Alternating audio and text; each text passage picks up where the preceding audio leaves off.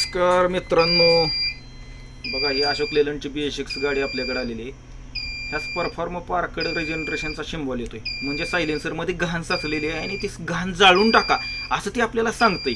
मग ती कसं जाळायची तर त्याच्यासाठीच्या सूचना सुद्धा त्या डॅशबोर्डवर आपल्याला येतात की गाडी पार्क चांगल्या ठिकाणी पार्क, सेफ ठिकाणी पार्क करा.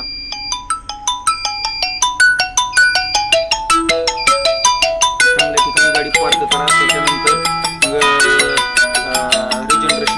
सेकंद दाबून धरा आणि त्याच्यानंतर तुम्ही गाडी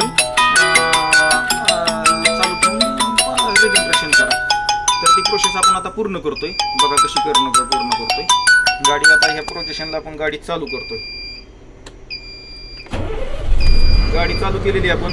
गाडी चालू करून हे जे पार्क रिजनरेशनचं बटन आहे ते 3 सेकंद आपण दाबून धरतोय.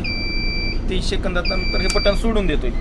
याच्यानंतर आपण गाडी कुठेही हलवायची नाही. तेव्हा त्याच्यावर येतंय रिजनरेशन स्विच ऑन केलेलं आहे. Don't move.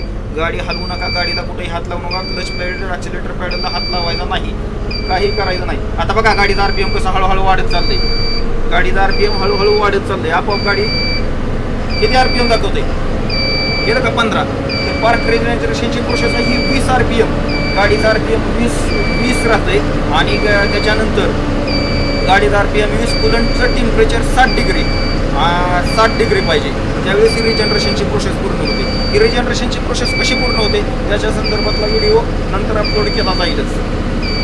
आता हे डिझेलचा शेडकावर DPF मध्ये कसा होतो त्याच्याचं सविस्तर माहिती सांगितली जाईल. आता ही गाडी जर याच्यानंतर तुम्हाला थोड्याच वेळात ही प्रोसेस पूर्ण झाल्यानंतर सिम्बॉल गेल्यानंतर तुम्हाला दाखवलं जाईल नंतर.